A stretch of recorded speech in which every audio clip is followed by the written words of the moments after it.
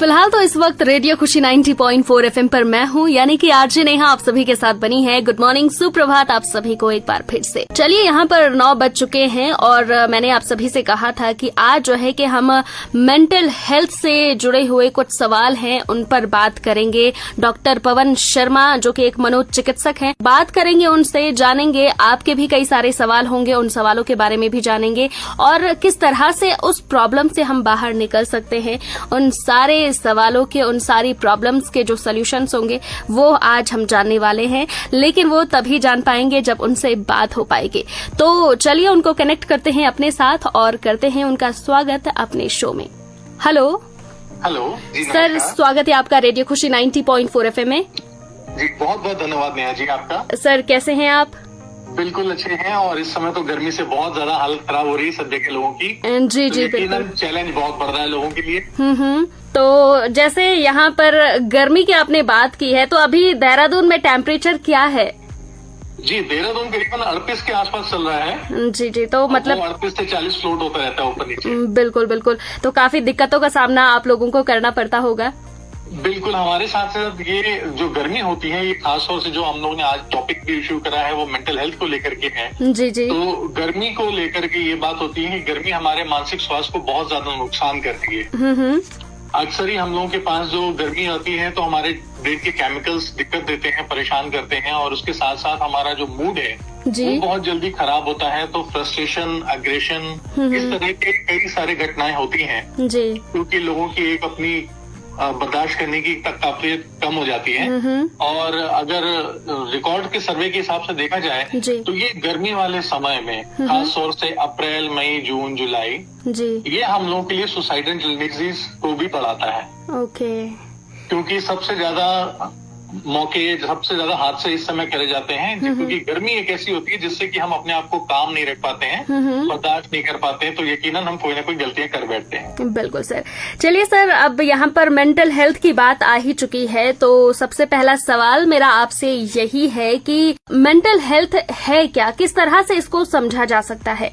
जी, आपने बहुत अच्छी बात बोली क्योंकि बहुत से लोग मेंटल हेल्थ को समझते ही नहीं है कि मेंटल हेल्थ होती क्या है और ये जरूरी भी क्यों है। देखिए, जिस तरह से हम लोग फिजियोलॉजी पे काम करते हैं, अपना शरीर है हमारा जी, शरीर को साफ रखते हैं, स्वस्थ रखते हैं और समय पर जुकाम, बुखार या कोई और चोटों से बचते हैं, इसी तरह से हमारा मानसिक स्वास्थ्य होता है क्योंकि हमारा शारीरिक और मानसिक दोनों स्वास्थ्य मिल करके ही हमें स्वस्थ बनाते हैं जी। और असल में देखा जाए तो मानसिक स्वास्थ्य अगर हमारा बेहतर होगा तो उसकी छवि हमारे शरीर पे रिफ्लेक्ट होती है जी। यानी जितना ज्यादा हम मानसिक तौर पे स्वस्थ होंगे उतना ही ज्यादा हम शारीरिक तौर पे भी स्वस्थ होंगे। जी जी जी। तो हम मानसिक स्वास्थ्य को इग्नोर करके हम ज्यादातर अपने शारीरिक स्वास्थ्य पे आ जाते हैं और कॉस्मेटिक्स, ब्यूटी पे हम ज्यादा ध्यान देने लगते हैं। जी सर।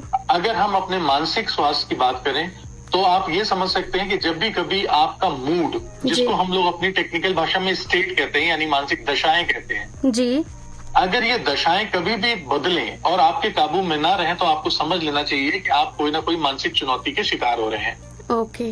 जैसे अगर आपका मूड अनचाही तौर पर के अचानक से खराब होने लगे, आपको ज्यादा खुश रहने में दिक्कत होने लगे, आपका गुस्सा हो, रिश्तेदारी, रिलेशनशिप या काम में मन नहीं लग रहा है, उदासी हो जाना जी, और ये सब चीजें जब आपके नियंत्रण से बाहर निकल जाएं, जब आप उनको कंट्रोल ना कर पा रहे हो तो आपको तुरंत समझ लेना चाहिए कि अभी मानसिक चुनौती कोई ऐसी बढ़ रही है जिसमें मुझे कहीं ना कहीं किसी ना किसी की मदद लेनी पड़ेगी और उस पर मुझे ध्यान देना पड़ेगा। बिल्कुल सर, एक सवाल है मेरा। नॉर्मली जब भी हम मेंटल हेल्थ के बारे में बात करते हैं और कुछ लोग ऐसे हैं जो इस चीज को लेकर अवेयर है, लेकिन कुछ लोग, चाहे वो फैमिली की ही हम बात करें या फिर सोसाइटी की ही बात करें, कुछ लोग कहते हैं ना कि हम थोड़ा मेंटल हेल्थ से जूझ रहे हैं, तो ऐसे में कुछ लोग जो है कि उनको सोसाइटी से अलग देखते हैं। उनको ऐसा लगता है कि इसका मानसिक संतुलन ठीक नहीं है, मे बी ये पागल है, या फिर सोसाइटी से अलग उसे देखा जाता है। थोड़ा डरते भी हैं कि इससे दूर रहना चाहिए, तो इस पे क्या करना चाहिए? देखिए, जो हम लोग बात करते हैं इसके लिए समस्या आती है कि ये जो स्टिग्मा है, मानसिक स्वास्थ्य से जुड़ी जो शर्मिंदगी और कलंक की भावना है, यही इस पे काम नहीं करने देती है जी। हमें ये समझ लेना चाहिए कि हमारे पास विकलांगता के कई कारण होते हैं जी। एक हमारी शारीरिक विकलांगता होती है जिसकी वजह से हमारे शरीर में कोई भी अंग अगर काम नहीं कर रहा है तो हम उसको शारीरिक विकलांगता की श्रेणी में डाल देते हैं जी। और हम सामने वाले को देख सकते हैं कि हाँ, इसका ये अंग काम नहीं कर रहा है या इस अंग की वजह से ये चुनौती ले रहा है जी। इसी तरह से अगर शारीरिक रूप से आदमी सही दिख रहा है लेकिन वो मानसिक चुनौती ले रहा है तो वो कहीं ना कहीं मानसिक रूप से भी विकलांग है।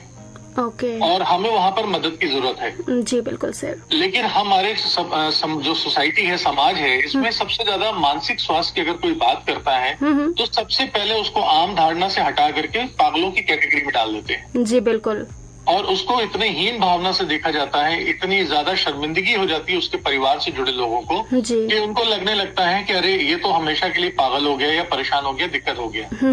देखिए, कोई भी मानसिक समस्याएं जब भी शुरुआत होती हैं वो स्थायी नहीं होती हैं। जिस तरह से हमारे शारीरिक की बीमारियां भी हैं, स्थायी नहीं होती हैं। उनके अगर हम इलाज पे काम करें या समय रहते हम उनको पहचान लें, जान लें, उसका निवारण करें तो हम उस बीमारी से बाहर आ सकते हैं। इसी तरह से ये हमारे मनोविकार कहलाते हैं। मनोविकार से मतलब ये हो जाता है कि हमारी सोच में अंतर। अगर हमारी सोच हमारी मर्जी से नहीं चल रही है और हमारे ख्याल, हमारे विचार कुछ भी ऐसे हैं जो कि हमारे लिए हानिकारक हो रहे हैं तो हमें समझ लेना चाहिए ये मानसिक प्रकार की चुनौती है और इस पे सही समय पर अगर कदम उठा लें तो हम जल्दी ही रिपेयर हो सकते हैं और ठीक हो सकते हैं, रिकवर हो जाएंगे। जी बिल्कुल सर।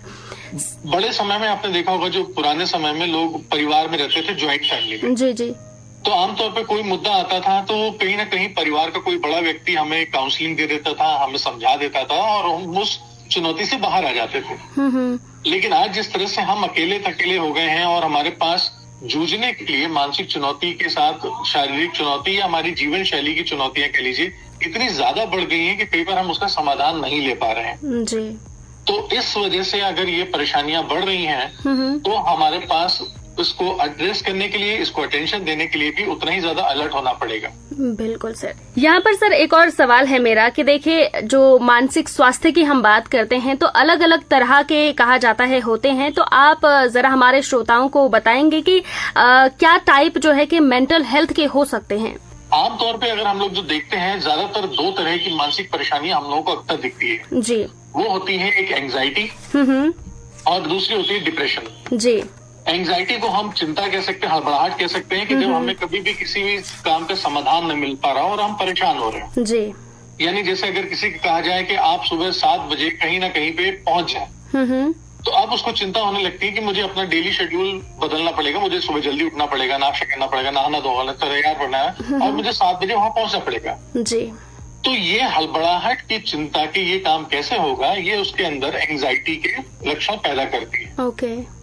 और अगर ये एंग्जाइटी बहुत ज्यादा समय तक है और बहुत ज्यादा ऐसे जुड़े इश्यूज से है जो कि उसके जीवन पे असर करती है, जैसे पढ़ाई, पास हो जाना, एग्जाम क्वालिफाई कर लेना, नौकरी लगा लेना, रिलेशनशिप अच्छा लगाना, तो ये एंग्जाइटी हमेशा हमारे साथ चलती रहती है। ओके। और दूसरा आता है डिप्रेशन यानी अवसाद। जी। किसी ना किसी चीज पे हम किसी से तुलना करके अपने आप को डिग्रेड कर लेते हैं, हम अपने आप को कम महसूस करने लगते हैं। और जब कम महसूस करते हैं तो हमेशा हमें एक हारा हुआ सा महसूस होता है और उस हारे हुए के साथ हमारे साथ सारी चीजें नेगेटिव जुड़ती हैं कि मेरा रूप अच्छा नहीं है, मेरा रंग अच्छा नहीं है, मेरी पढ़ाई अच्छी नहीं है, मेरे पास पैसे ज्यादा नहीं है, मेरा शरीर रूप से मैं समाज में इस जगह रहने लायक नहीं हूँ या मैं एजुकेशन के लायक नहीं हूँ। तो ये चीजें जो हीन भावना बढ़ाती हैं, कुंठा बढ़ाती हैं, ये अवसाद को पैदा करती हैं। बिल्कुल सर। और ये आमतौर पे रोजमर्रा में ही होता है हमारे साथ, क्योंकि रोज हमारे साथ ऐसी घटनाएं होती है जो हमें थोड़ी चिंता और थोड़ा तनाव देती हैं। लेकिन अगर ये लगातार निरंतर बनी रहे तो ये क्रोनिक डिजीज बन जाती है, यानी बहुत लंबे समय से चलने वाली बीमारियों के रूप ले लेती है। ओके। और तब ये ऐसी बीमारियों में कन्वर्ट हो जाती है जिनके साथ कई बार हमें जीवन भर तक रहना पड़ता है और हम समाज से बड़े ही अपेक्षित रूप से देखे जाते हैं। बिल्कुल सर। तो यहाँ पर इस टॉपिक पर भी आगे बात करेंगे, लेकिन उससे पहले एक सवाल हमारे श्रोताओं का पहुंचा है। शिवानी जी हमें मैसेज कर रही हैं और इनका ये कहना है कि सर मैं बहुत ज्यादा ओवरथिंक करती हूँ और एंजाइटी के बारे में तो आपने बता ही दिया है, तो एंजाइटी भी मुझे होती है, अकेला रहना मुझे अच्छा लगता है, तो क्या ये भी ये मेंटल इलनेस के सिम्टम्स हैं? जी बिल्कुल, आपने ठीक कहा। अकेलापन जब भी हो जाए यानी लोनलीनेस के जब भी आपके पास सिम्टम्स पैदा हो, समझ लीजिए कि आप किसी मानसिक चुनौती से जूझ रहे हैं। क्योंकि हम लोगों से मिलना नहीं चाहते हैं और जब नहीं मिलते हैं तो उसका कारण ये होता है कि हम किसी के सामने शर्मिंदा ना हो जाएं, कोई हमें कुछ बोल ना दे ताकि हम बहुत ज्यादा हीन भावना से ग्रस्त हो जाएं। जी। और ओवर थिंकिंग का मतलब ही ये है कि जब भी कोई आप काम कर रहे हैं, अगर आपको उस काम करने के लिए रास्ते जुट रहे हैं कि मैं ये काम करूं या ना करूं, ज्यादा से ज्यादा यही चुनौतियां होती हैं कि मैं ये काम करूं या ना करूं, या करने का जो तरीका है मैं ये वाला तरीका अपनाऊं या ना अपनाऊं। तो सिर्फ एक बार बैठ करके प्रॉज एंड कॉन्स यानी उसके लाभ और हानि एक बार गुणा कर लीजिए और आगे बढ़ जाइए। क्योंकि जो आप सोच रहे हैं कई बार वो यथार्थ नहीं होता है, यूनिवर्सल नहीं होता है, ये सिर्फ आपका अपना एक सोच होता है। जी। इसको हम अपनी टेक्निकल भाषा में कहते हैं the map is not a territory, यानी आपका जो सोच है वो सिर्फ आपकी है लेकिन ये यूनिवर्सल नहीं है। जी। तो जब आप उस सोच के साथ आप कदम बढ़ाएंगे, उस काम के लिए कदम बढ़ाएंगे, तो यकीनन आपको एक फीडबैक मिलेगा कि या तो मेरा काम हो गया है या तो मेरा काम नहीं हुआ है। जी। और इस तरह से आप उस ओवर थिंकिंग से बाहर आ जाएंगे।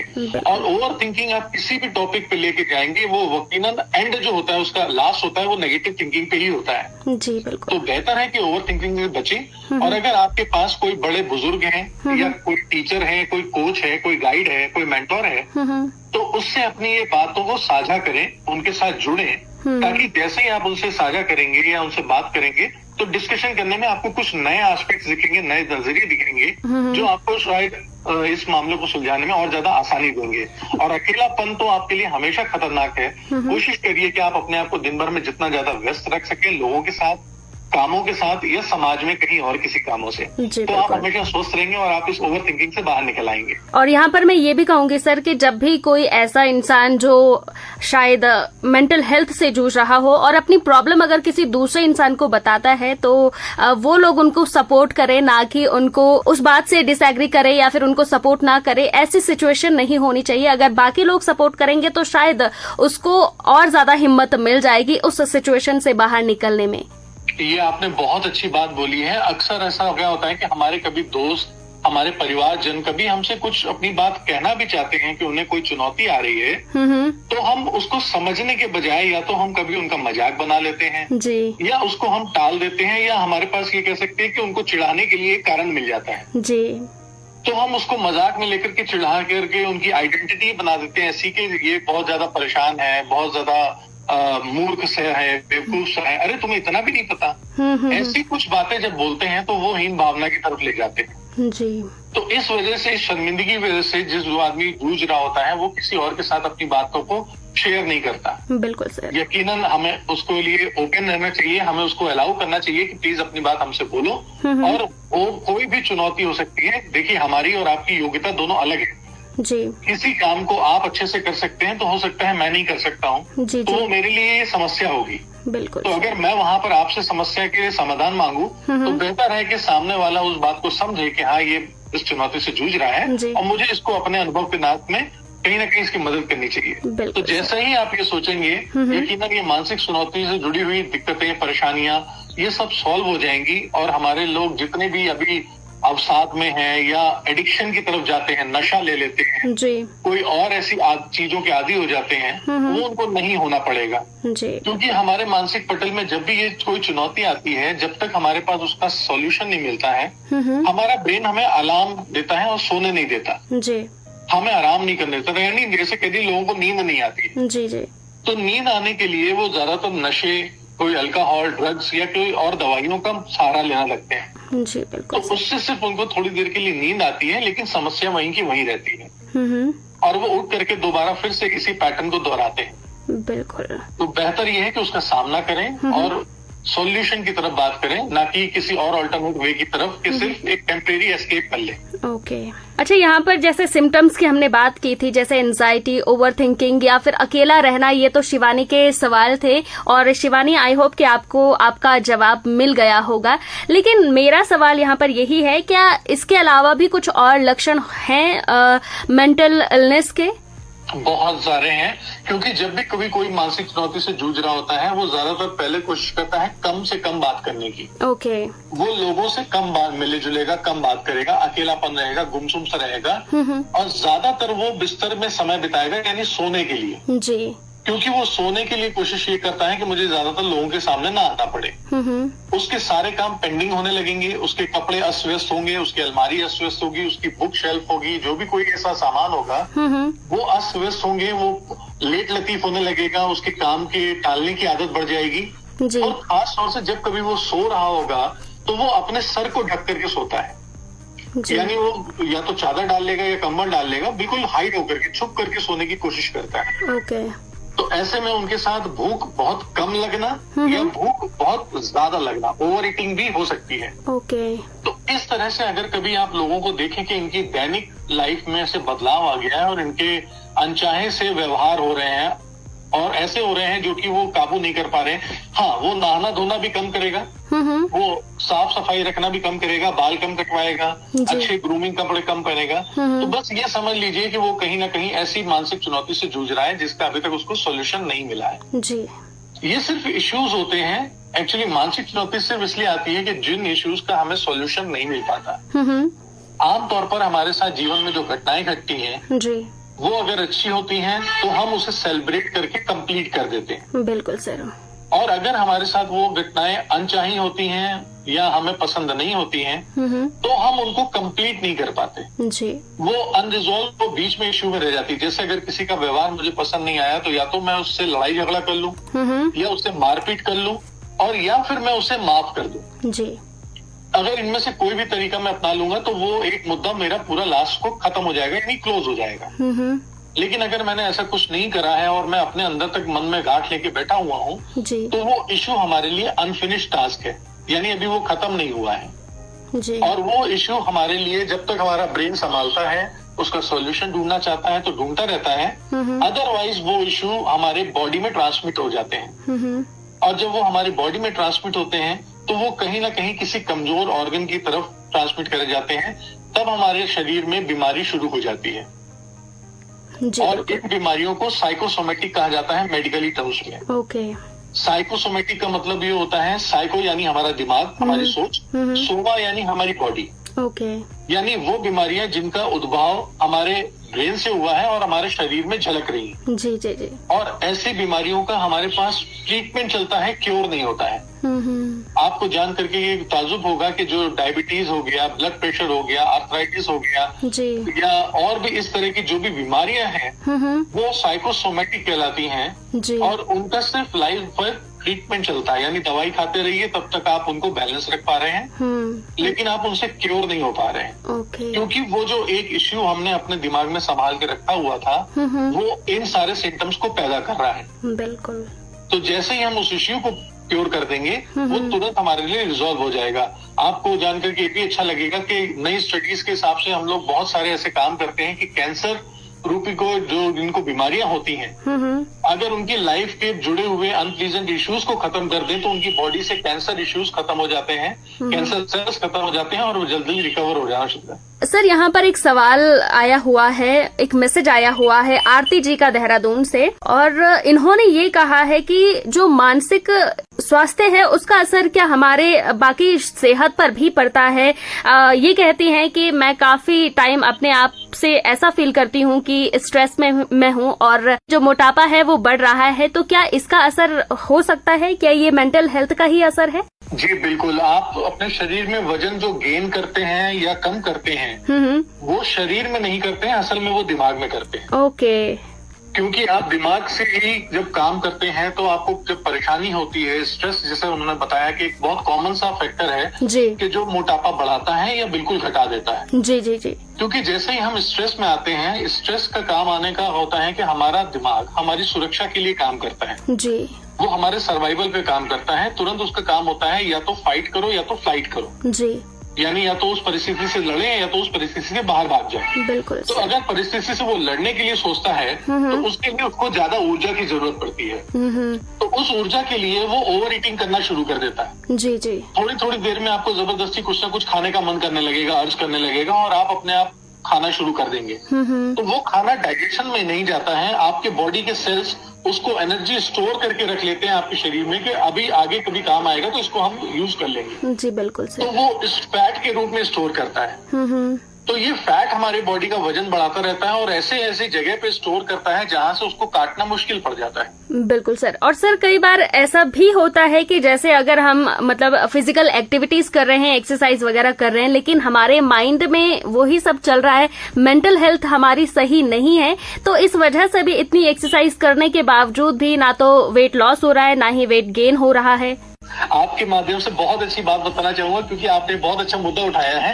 असल में हम लोग जब ये एक्सरसाइजेज और सारे काम करते हैं, एक्टिविटी करते हैं, उसका मेन मोटो होता है वेट लॉस करना जी।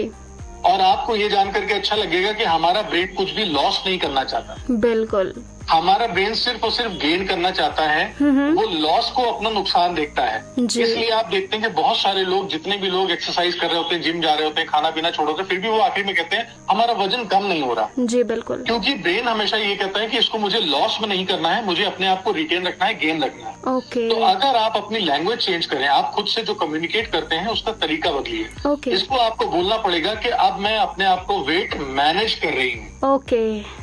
तो जैसे ही आप वेट मैनेजमेंट के लिए कहेंगे और उससे मिलने वाली जो आपके फायदे होंगे उनकी तरफ जाएंगे कि जैसे मेरी फिजिक अच्छी होगी, मेरा स्टैमिना बढ़ेगा, मेरा IQ लेवल अच्छा होगा, मेरी फिजिकल स्ट्रेंथ अच्छी होगी, मेरी हेल्थ अच्छी होगी, तो ब्रेन कहता है कि वाह ये सारी चीजें मिलने वाली हैं। तो वो उसी तरह के सिम्टम्स आपके शरीर में पैदा करना शुरू करता है और आपको वजन कम करने में मदद करेगा। ओके।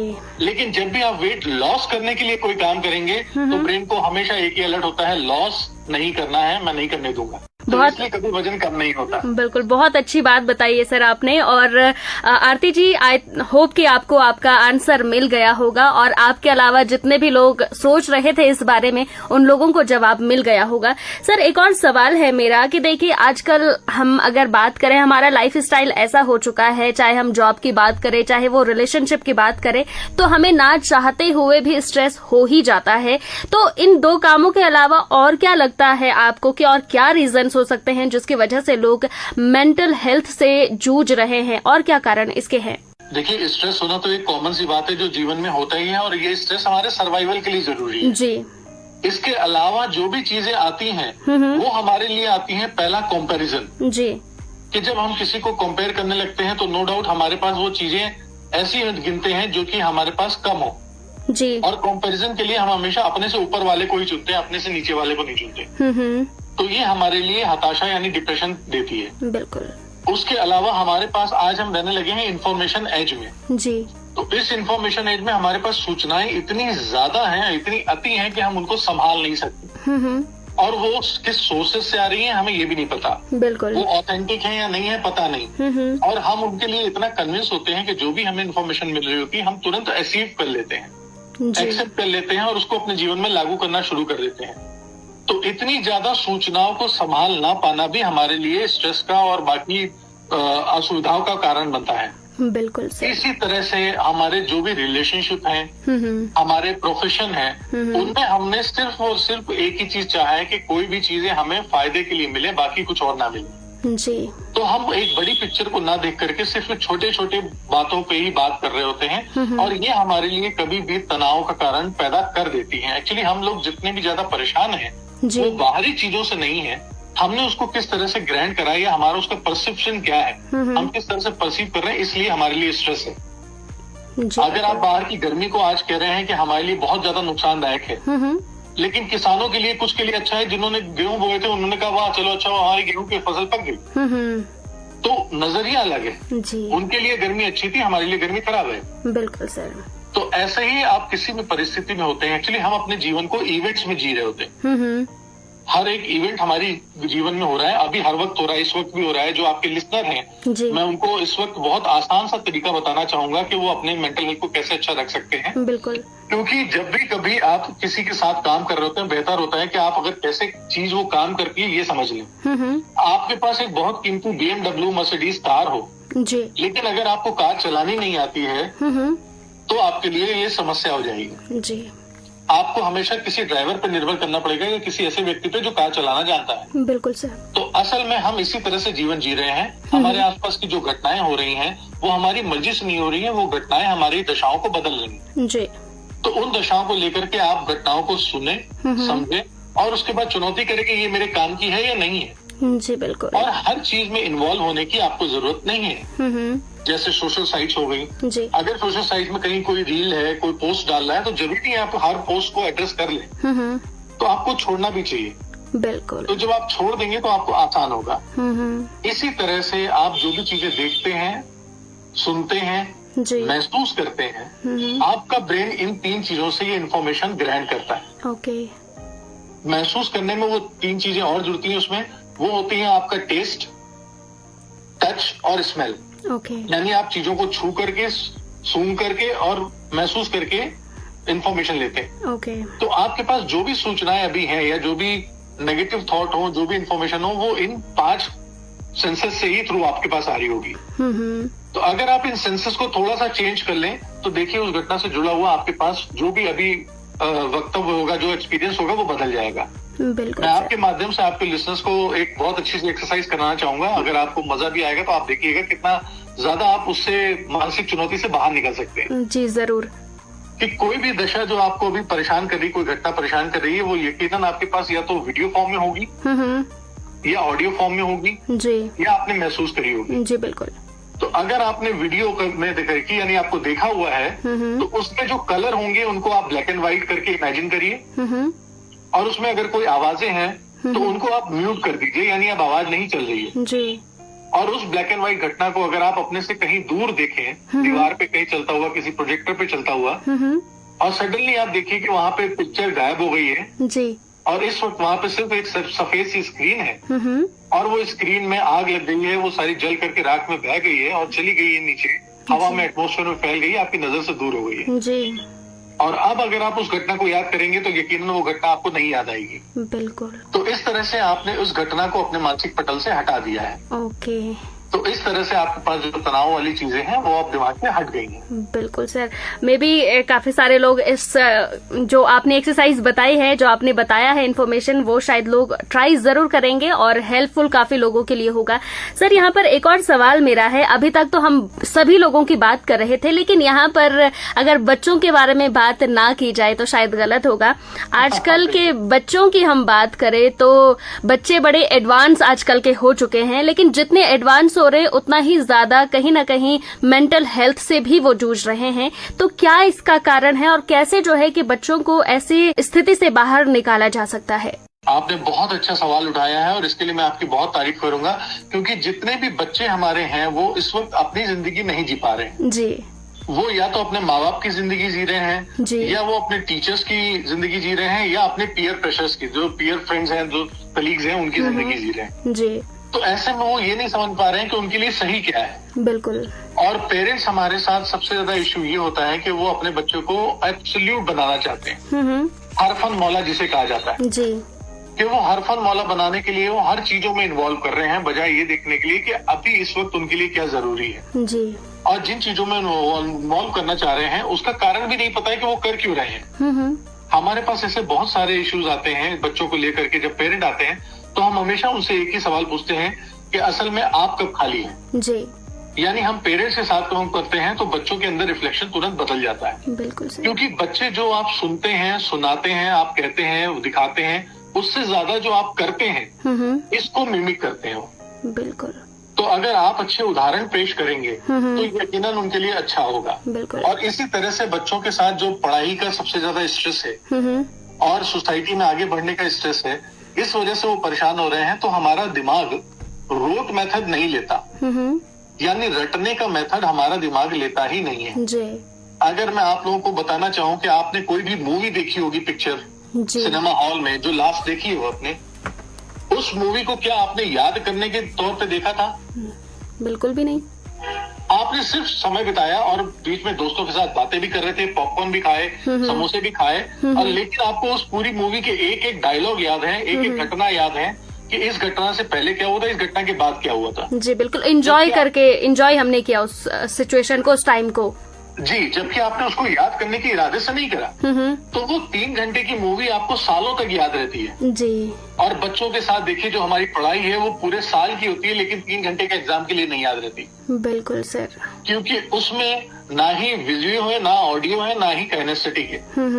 यानी एंटरटेनमेंट ही नहीं है। जी जी जी। तो इस वजह से उन बच्चों को वो चीजें याद नहीं रहती है। बिल्कुल। मैं आपके माध्यम से बहुत आसान सा तरीके बताने चाहूंगा, थोड़ा सा अगर बच्चे समझ सकेंगे जी। तो उनकी पढ़ाई याद हो जाएगी। जैसे अगर छोटी सी बात कहें कि हमारे पास थर्मस फ्लास्क का इन्वेंशन किसने करा था? जी।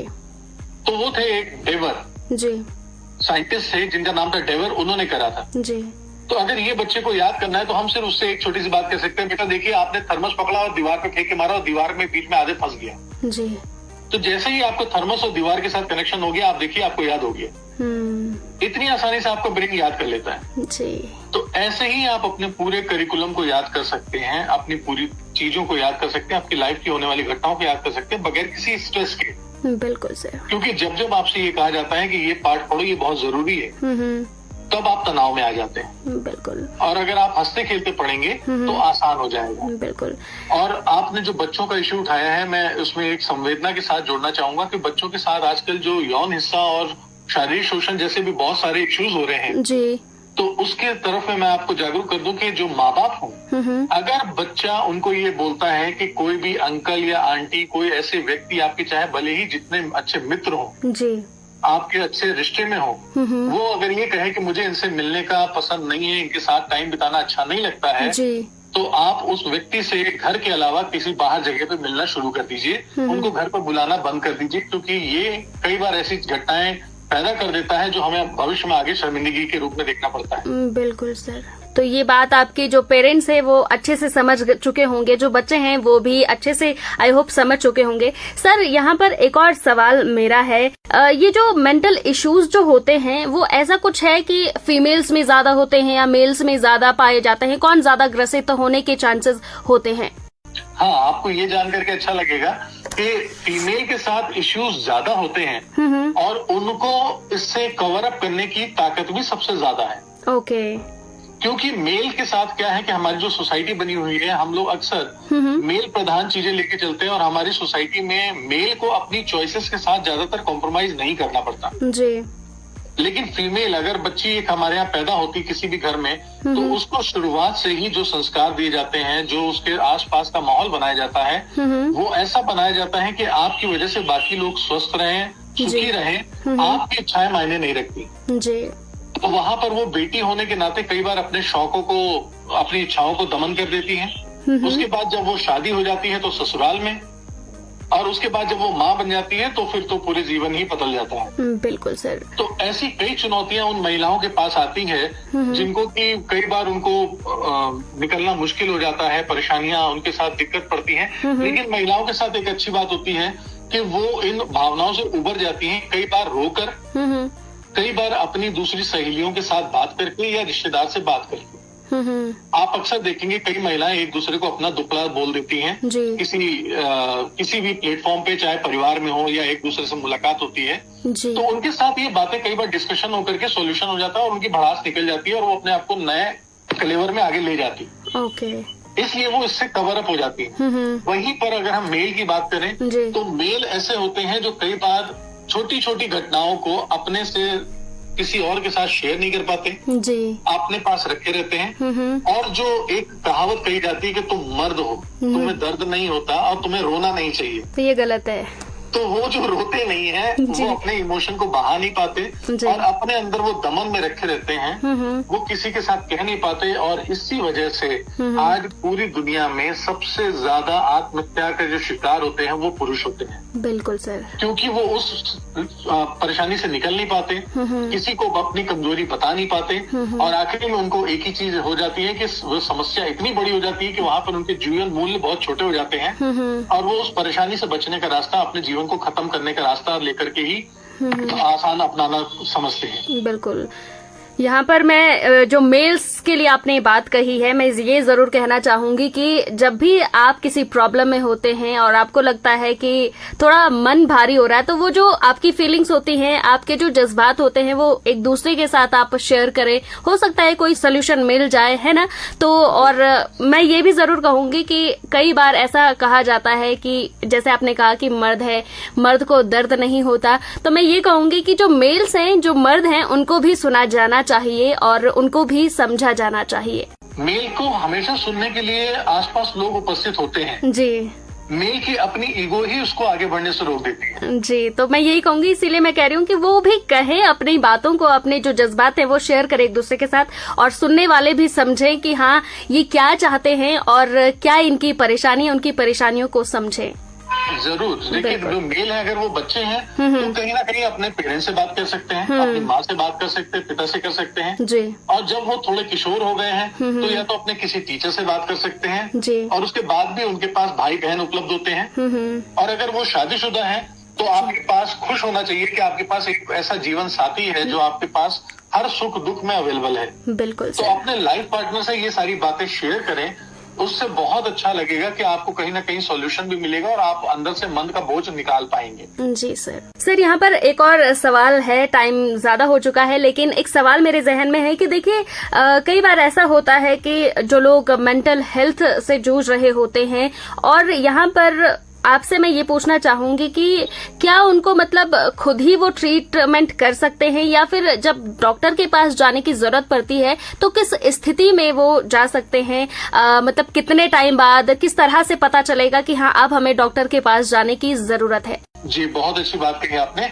देखिए, जब भी कोई मानसिक स्वास्थ्य से जुड़ी चुनौती होती है, यानी ये समझ लीजिए कि कोई इश्यू है जिसका आपको सॉल्यूशन नहीं मिल रहा है, वो इमोशन बन के बाहर आता है, जैसे गुस्से की तरफ से जी, हताशा की तरफ से, दुख की तरफ से, कुंठा की वजह से या अग्रेशन जी।